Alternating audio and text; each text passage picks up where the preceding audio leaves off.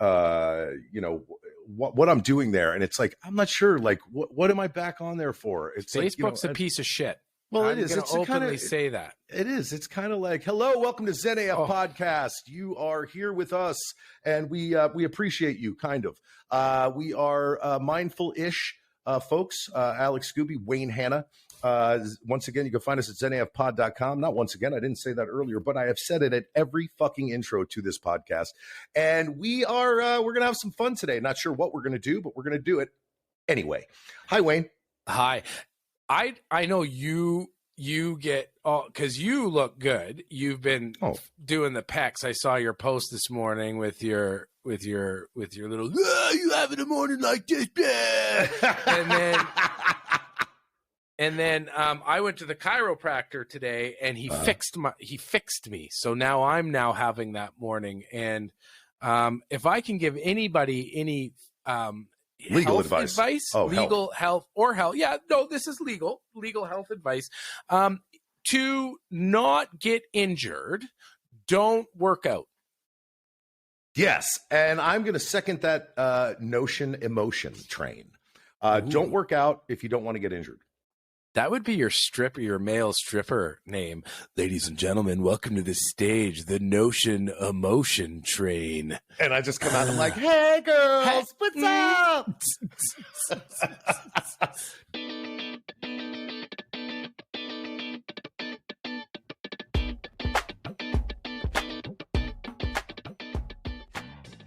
Dong swinging back and forth just like a pendulum cock. I feel like if I was to be the male stripper variety, I would have to have a German accent. I just don't feel that's your go-to. That's my go-to accent. Yeah, especially when it comes to sex.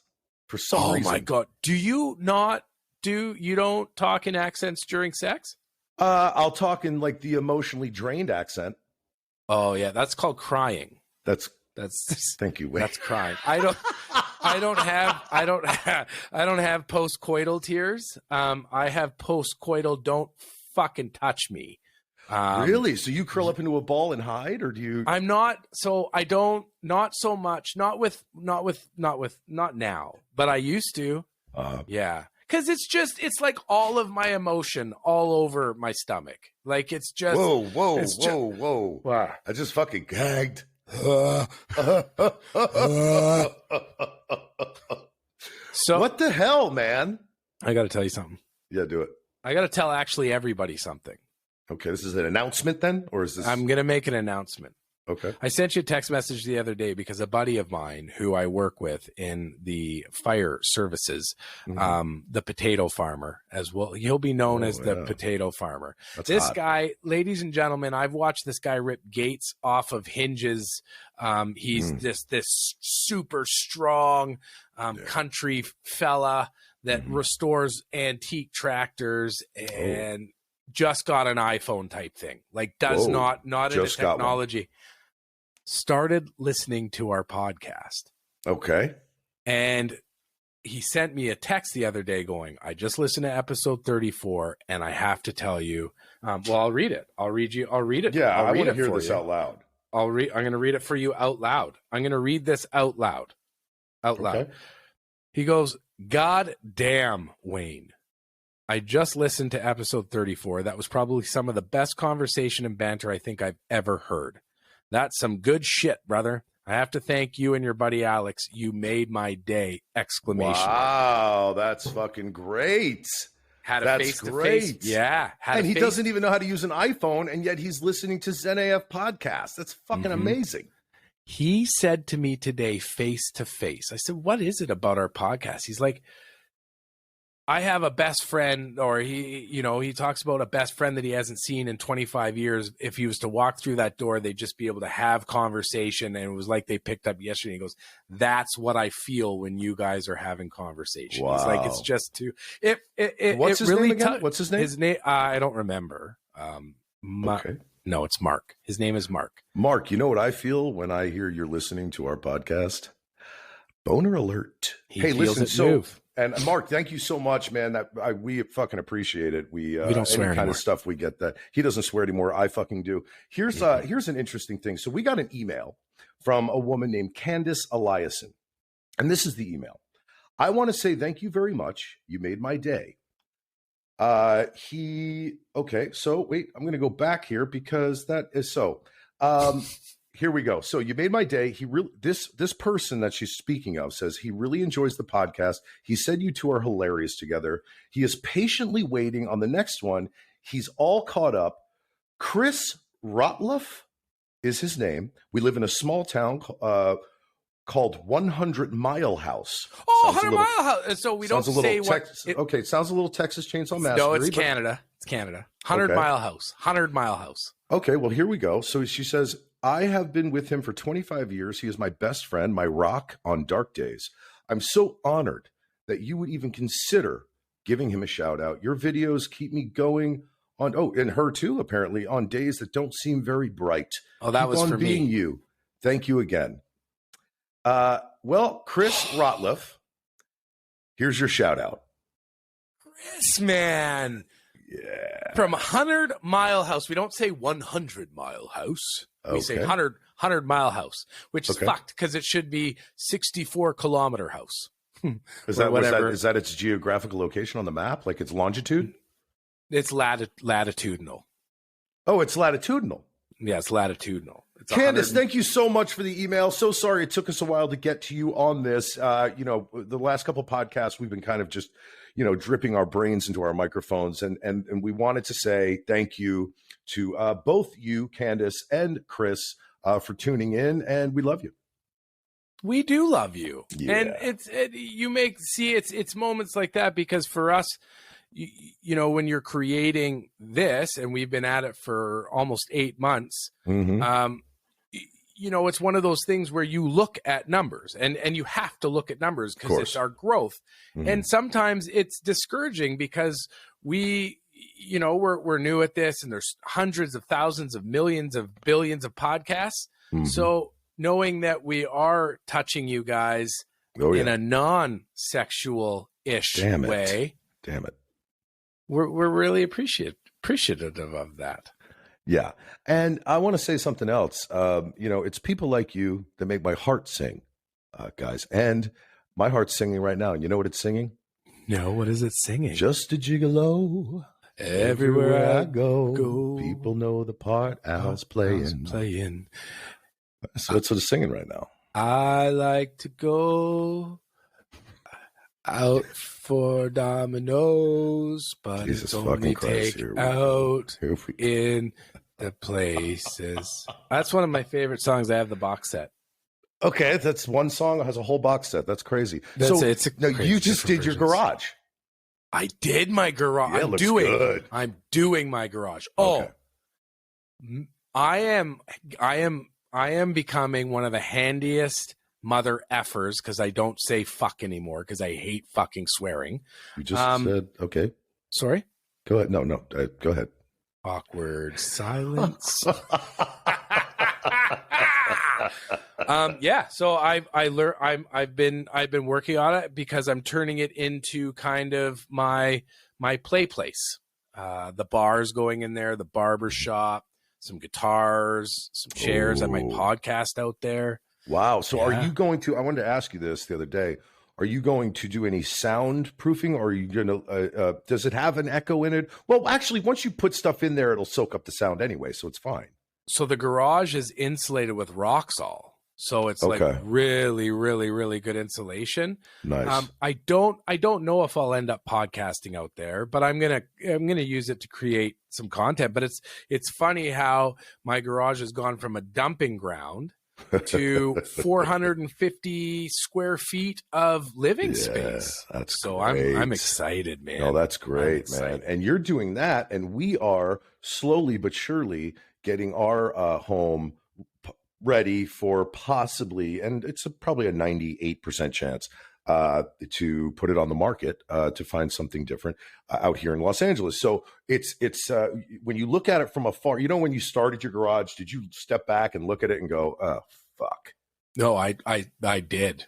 Yeah. I did a bunch of times. That's what I'm saying. So even like, this house, the interior has got to be painted. We want to get it to a neutral tone. We've got, a lot of stuff that's been collected over the last 13, 15, however many years. And so we just have to get rid of all this stuff. But when I step back and I look at it, I go, I don't want to do this. Let's just stay here. I never want to move ever. Oh, yeah. It's horrible, man. It's horrible. The process is horrible. It's exciting, but it is legit. Don't they say, and maybe this is how we roll into the Zen kind of stuff, but don't they say this is one of the most stressful things that you will ever do in your life? Mm-hmm. Yeah. Throw down the prices of houses and like now. Yeah. No, it is. And, the funny thing is we're in a fortunate place right now, and we're both extremely grateful for all the stuff that's happening right now. But it is interesting. It's like, well, hun, can't we just hire someone and we just point to what we want painted and what we want moved and what we want thrown away? But then again, if you do that, then you're not putting in the labor. And I've grew up blue collar. I totally grew up blue collar, and I still am at heart. And it's like, I got to fucking do this, Well, there are things, there are things that I don't touch. Like I won't do electrical stuff. Actually, Mark, the guy that my buddy who's a big fan of us now, who doesn't sleep without our words. His words, not mine. Okay. His words, not mine. I like that. He's an electrician, so he's going to come do all my electrical. There's things that I won't do. And I was at a place where I was like, I fucking hate painting. I'm not painting. But I've been doing it alone for the last 5 years, even before. Like I did it alone. My ex-wife and I, we weren't into that stuff together, and I would snap, and it was never pretty. Yeah. But Kelly and I we love doing this stuff, and we've been putting 12 hours a day into it. So that, turns into, I can't stop because I can't wait to see what it's going to look like. Yes, that's right? Good. That's a good mental place too, man. I will say the one place that there's two places in a house. Now, I used to paint and make money doing it, like paint houses, interiors, and actually Dover Air Force Base for years with a buddy of mine named Jim Adams, who I love dearly. We used to paint, and I hated it. But there are two places, this is my point, two places in a home that are the worst places to paint are bathrooms, the nooks and crannies, around a mirror, around the toilet, all that stuff, and kitchens, around the cabinets. It's just, give me a bedroom any day of the week or a living room, easy peasy. But those two places are just, can't do it. So to do the painting, I borrowed my buddy's airless sprayer. It's like this. You get it at Home Depot. It's got a gun and a bit. Yeah, it is the way, except it didn't work. So clogged? I finally, it's just shitty materials. I don't know what. It just didn't work. And I'm rolling on my ceilings the other day. Oh God, that'll kill your shoulders. Stepping over this fucking sprayer, singing that Alanis Morissette. Isn't it ironic? I was pissed, man. Pissed. But anyways, that's funny, man. Listen, I got to tell you something. Okay. I've been in a YouTube rabbit hole consistently for the last 50 days with the Ukraine stuff. And I've been trying to slowly get out of it because it's not constructive to watch the news all the time. And I clicked on this black and white picture on YouTube, just this black and white picture. It was like it was a portrait of this person. It said, "Interview with a crackhead." I was like, what the fuck is this? So I clicked on it. Have you ever heard of soft white underbelly on YouTube? I don't know. No. Wow. So basically, this guy does these interviews with these people in their environment. I'm watching one now, a pimp and his girl, and they're between, some are 45 minutes. There's hackers, mobsters, con artists, meth addicts, a lot of people on Skid Row. Yeah. And it is probably the best. There's an inbred family from West Virginia, New York State, moonshiner. It's like, it's insane, but hands down, the best quick interviews I have ever watched. And I am in this, there's hundreds of them. Hundreds of them. So wait, so is it one person's channel that goes out and interviews these people, or is it like this guy? It's this document. Let's read. The guy deserves all the credit in the world. You know, because that's got to be a little scary too when you're going into these places to do that, right? He does it like a background. So I'm going to show you. I'm going to show you. Like, these are the pictures that you get. Oh wow! Them. Oh wow! Yeah, and this one that's a lot of character on that face, man. Well, this is Alcoholics Red and Debbie. Soft White Underbelly interview and portrait of Red and Debbie, two alcoholics living on Skid Row in L.A.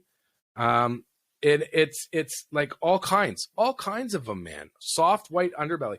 This guy he's a filmmaker of sorts. I don't know his name. We should find it out. Soft White Underbelly. I'm looking it up. So this is the name of the channel. Okay. Anyways, we should find out more. And to the people that are listening to us, if you're looking for something that will give you a different perspective on the world from a legit, raw, uncensored, and absolutely artistic place. Yeah. This is by far one of the greatest things I have ever watched on all of the internets. Maybe we should have him on the show, man. No, I don't interview people. No, I don't either, but we don't have to interview him. We don't even talk about his show. Oh, he's just on here. He's just on here just for like 10 minutes. We don't even talk about his show. Just shut up. He's just watching us. We just want him on here. Oh, man, so good. So good. So good. Yeah. So I was thinking about this the other day. Now, if you tell someone to go fuck themselves, is that Zen? Yeah. Yeah, I mean, because it depends on, what the situation is, right? I mean, it's like if you're being Zen, that we are most of the time-ish, then if someone does something that you're, to you or to someone that and you don't like it, and you say, go fuck yourself, that is Zen. As fuck it is, yeah. Because, quick scenario. I'm in a Zen place today, right? Like, I'm all hippity hop, jumping around, prancing. Just had a good Cairo session. Yeah. And somebody comes up and they're like, fuck you. And I'm like, go fuck yourself. My Zenness came out into them, and they're usually like, you know what? You're right. I should go fuck myself. This is what I'm saying, folks. And then they turn it around. It's funny that you brought this up. I receive emails every day saying, Wayne, thank you. Thank you for telling me to go fuck myself. Because I went home and I did just that. And that's all I needed. See, so they're taking it to the literal sense. So they're fucking themselves with something, whether it be a fork or a plunger or cheese grater, or, one of those noodles you swim with in a pool. Oh, that feels so good. Stop it. What? Stop it. When you get whispery, I haven't. When you get whispery, it gets different. It's been, so I'm in a place in my relationship. We're coming up on 6 months, and it's big deal. Big deal. Wow. I openly farted in front of her the other day. Did you open it and fart, or did you? No, I didn't. Fart? I didn't do a squart, which is a squat and fart. Okay. I didn't do that. Okay. I didn't know because I've been gassy, because I've been taking I've been eating more fiber, taking this probiotic called Align from my bum. But I openly farted, and I was so embarrassed. Was it a big fart, or was it something that was just like, it like went, it did go up at the end, because that's the part she loved the most. It's like, beep. Like, that's it. Like,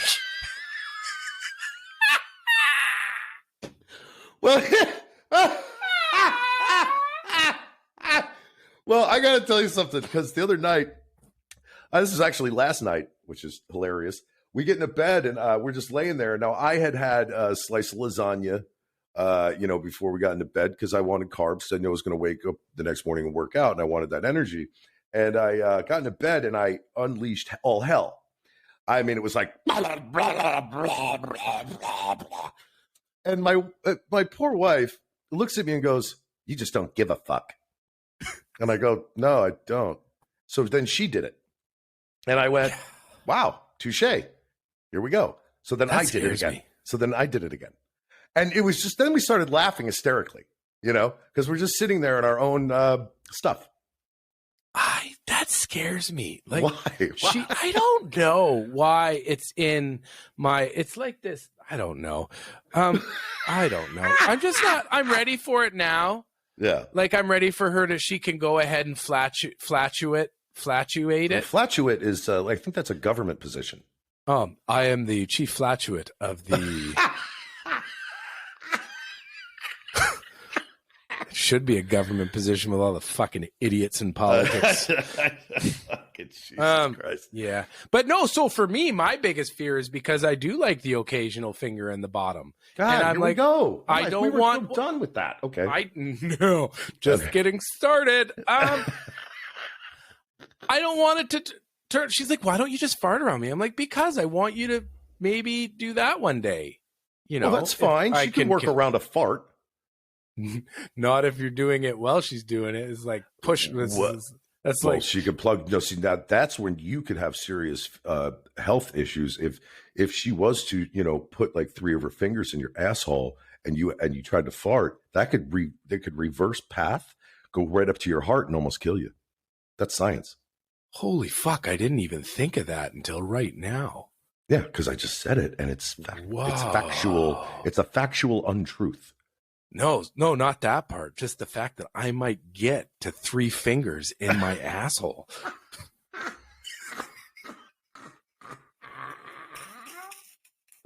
I don't know why anyone would listen to this podcast. I mean, I love the people that do, but I mean, for real. I mean, we're literally just talking to each other about these things. And the funniest part about all this stuff is that there's 98% truth in everything we say. Everything we say. Do you know where you and I are super different? Go ahead. And I remember this from my trip in Texas, and I'm not going to lie to you. I'm fucking jonesing to hang out with you, buddy. Like, I miss the shit out of you bad. And I miss you too. And it's not fun for me. And I just want no. I remember when I was down there, I showed you my phone email inbox, and it had like 7,300 emails, and you almost passed out. I cannot. I hate that. I can't. It makes my skin crawl. I'm an email hoarder, and I need all the help I can get to stop because it's starting to bother me now. Dude, okay, so our inbox, so if you ever want to, by the way, if our listeners, you want to get in touch with us, it's zenafpod@gmail.com. Anyway, to the point, that email, do you know that there's red emails in there? There's like 8 of them, I think, that I won't delete because they're important if we need that pertinent information again. Right. But do you know that every time I go to that email address to check our inbox, I just want to swipe left, get the fucking rid of them, but I can't because they're important. See, and I just want to see thousands of them gather. Why? I don't know. Does that make me a hoarder? Makes you a psychopath. Whoa, a psychopath. Yeah. Wait, you know what? Let's go back to this. Yeah, you might be a hoarder of emails, and that's a thing. An email hoarder. But what do you do with that? Like, how do you get fixed? I was going through my emails yesterday. I have emails in my email from 2014.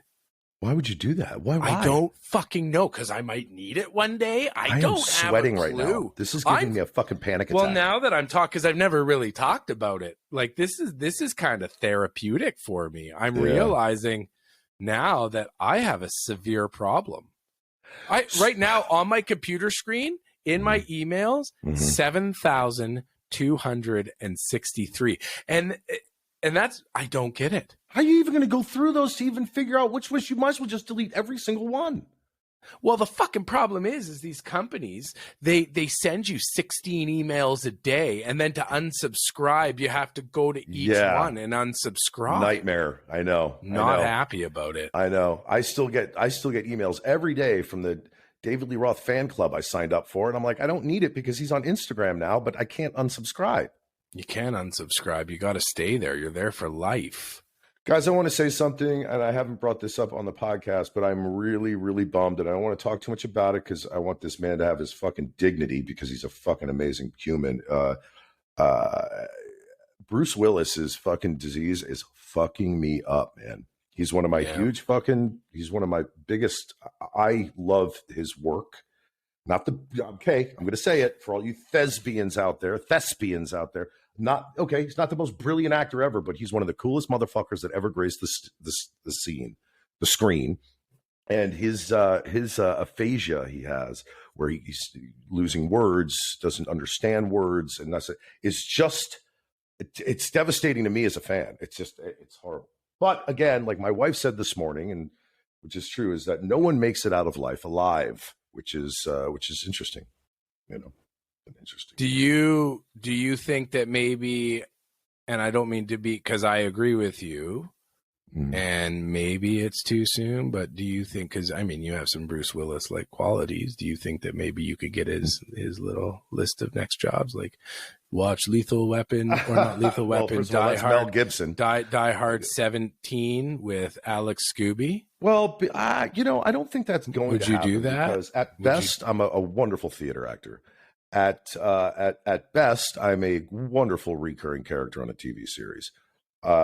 As far as film goes, I am have yet, at almost 50 years old, to really break into that area. So, do you really want to? I'm telling you right now, man, like if I could do, like, again, I'm talking about fucking acting, but if I could do theater and make really good money for the rest of my life, I wouldn't have to Well, I'm writing a Broadway play right now. Maybe I'll give you an audition. Let you read for the fact that you just said I'm writing a Broadway play, and in the same breath, maybe I'll give you an audition. Not only does it hurt my soul, but I know that you're a liar. No. It's different up here. And I have one. So you might have heard of him. Walt Disney called me the other day. Who? Bon Jovi. Okay. I know. I've heard of Bon Jovi. Yeah. Yeah. So Bon Jovi's, I said Walt Disney. I meant Bon Jovi. Okay. Bon Jovi's third cousin from his aunt Mildred's side. Okay. They met through Ancestry.com. Okay. Called me and said, hey, you're a brilliant writer. I said, I haven't written anything yet. They're like, but you will be brilliant.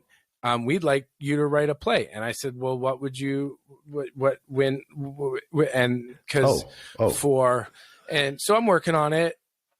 When you start breathing out of breath, and I know, I'm like sweating. I'm like, this is going to be a funny joke. And I don't know what to do. I can tell. I can tell when Wayne's breath is off, like when he starts.